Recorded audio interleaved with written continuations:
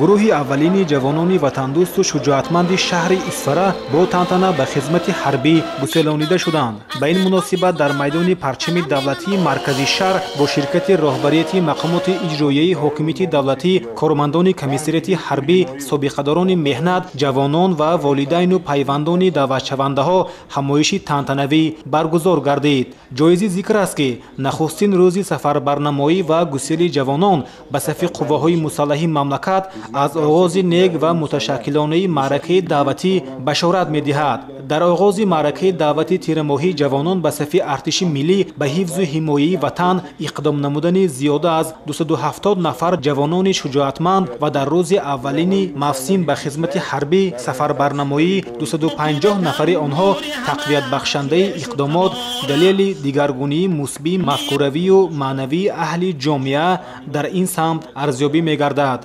من شاکر فرومیش ختم کرده دانشگاه دولتی طبی تاجیکستان می باشم. پس از ختم دانشگاه من تصمیم گرفتم که اول به صف قوای مسلح جمهوری تاجیکستان سفربر گردیده خدمت وطن مادر را ادا نمایم و پس آن به کار و فعالیت خود در ساحه طب ادامه دهم. ما جوانان خوب همه می‌دانیم که قواهای مسلح جمهوری تاجیکستان در نقطه نظر قطعی سرفرمانده عالی قواهای مسلح جمهوری تاجیکستان ژنرال ارتش محترم امامعلی رحمان قرار دارد.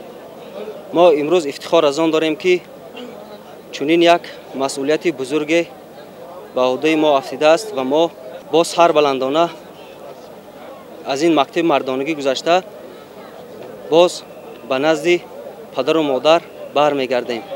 باعث قناعتمندی است که در آغاز و نخستین روزهای معرکه دعوتی تیر ماهی جماعت‌های دهاتی وروخ و چارکوه و لکان و شراب از اجرای معیارهای مقرر شده دعوتی با سربلندی پیام رسانیدند. برآمد کنندگان ضمن سخنرانی از مقدس بودن وطن و حتمی بودن خدمت حربی یادآور شده با تذکر ضروریت دفاع از مرز و بوم تاجیکستان صاحب استقلال و شرف و ناموس ملت به جوانان در ادای خدمت عسکری صبر و تحمل، شجاعت و دلیری، بردباری و سربلندی و مظفریت‌های بی‌نظیر را تمنا نمودند. من پدری دعوتشونده شاکر فرومیش امروز فخر از آن دارم که پسری من در قطار دیگر فرزندان سربلند اسفره به خدمت حربی می رود و من امروز خوشبخت از آن هستم که رسالت پدری خویش را در نزد هم فرزند و هم خلق و وطن ادا کرده ایستادم. خدمت حربی این درس مردانگی، کوچه هایی که انسان را، هر یک جوان را آب و تاب می دهد و باید هر یک فرزند برومند دیار از کوچه های این درس مردانگی گذر نماید. واقعا هم سالهای آخر جوانان مملکت خدمت کردن در صفهای ارتش ملی کشور را افتخاری بلند وطنداری و احساس بزرگی خودشناسی می‌دانند و معرکه دعوت به یک چاره‌بینی ذوق بخش، خاطرمان و افتخاری تبدیل یافته است. از جانب دیگر با امر دل و وجدان به صف قواهای مسلح آمدن جوانان پدیده سروربخش بوده. شهادت آن است که جوانان ما بهر حمایت مرز و بوم اجدادی خویش، تحکیم و صلح و آسایشتگی و دستگیری سیاست اساسگذار صلح و وحدت ملی پیشوای ملت همه طرفه آماده‌اند. امروز من با سری بلند برای ادا نمودن قرض فرزندی خود و قوای مسلح جمهوری تاجیکستان رفته ایستادم، زیرا حفظ و حمایت نمودن مرز و بوم وطنی عزیزمان قرض هر یک شهرونده هر کی ما می باشد. ما جوانان شکرانه از پیشوای ملت خود میکنیم که برای ما همین شرایط ها مهیا ساختند.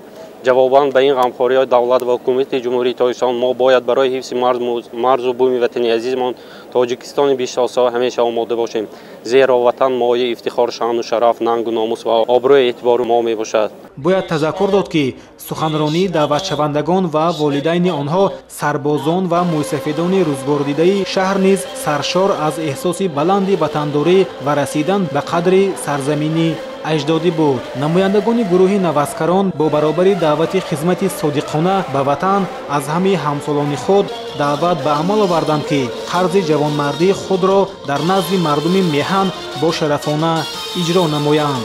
дар ҳамоиш ба навазгароне ки даври ронандагии ташкилоти ҷамъияти мададгори мудофиаро аз ҳисоби вазорати мудофиа ва мақомоти иҷроияи ҳокимияти давлатии шаҳр хатм намуданд, шаҳодатномаҳои ронандагӣ супорида шуданд. ҳунарнамоии аҳли фарҳанги шаҳр ва шодиву нишоти сарбозону навазгарон анҷомбахши ин ҷамъомадӣ бошукӯҳ буд.